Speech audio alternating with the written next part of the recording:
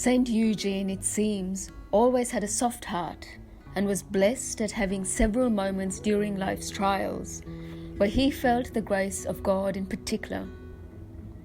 As the following sketches demonstrate, these moments helped him choose the right path in life, or display unusual courage in the face of trial, or received assurance that his actions were approved by God.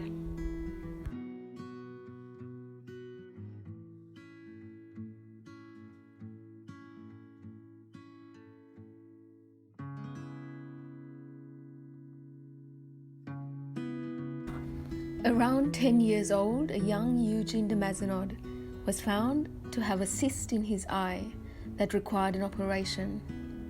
Initially, he agreed to the operation, even asking the local priest to have it done early, before his mother arrives, to spare her from seeing him go through the operation. But once he saw the medical instruments for the operation, as any little boy that age, the prospect of this scared him. Even though everything was ready, the surgeon and pupils had gathered for the operation, young Eugene refused to cooperate. Back in his room, he threw himself onto his knees and pleaded with Jesus Christ to help him go through this. A deep calm came over him, reassuring him of God's presence.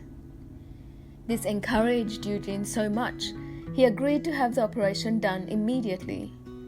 His mother arrived that evening to find it all done.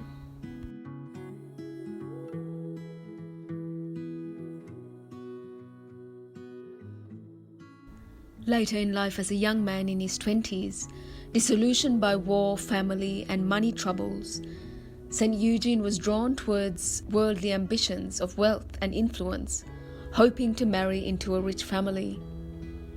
Yet living a noble life with lavish parties and influences, St Eugene was still deeply unsatisfied.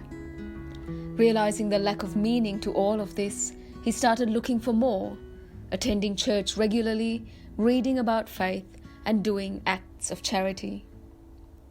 Then one Good Friday, standing at a crucifix at the age of 25, St Eugene was struck by the deep love that God must have had for him and for each one of us to undergo this crucifixion. Weeping uncontrollably, St Eugene repented of his lifestyle and wayward ways, ending up becoming a priest.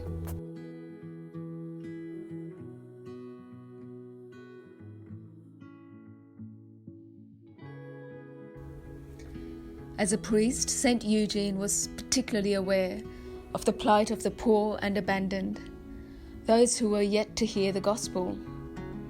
He gathered to himself a few like-minded priests in Aix-en-Provence, in France, and the beginnings of the order was first formed as the Missionaries of Provence. In the next few years, St Eugene experienced many difficulties, including an uncertain future of his newly formed missionary order. One day, after having blessed the Mary Immaculate statue at a shrine, he spent time alone in prayer in front of the statue. As he prayed by this statue, he received confirmation that the foundation of the missionaries was part of God's will, and that it would bear much fruit in the future. Tradition has it the statue smiled down at St Eugene during this moment, and St Eugene spent much time subsequently in prayer at the statue, now called the Oblate Madonna.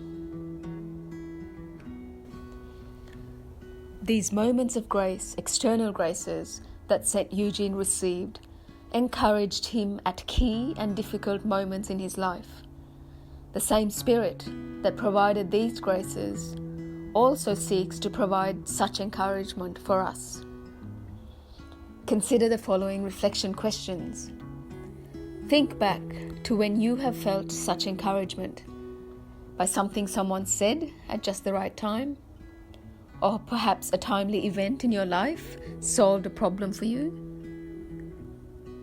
Or you might have received a sense of comfort and courage in the midst of a storm. What is one way that can be adopted to help increase grace in our lives?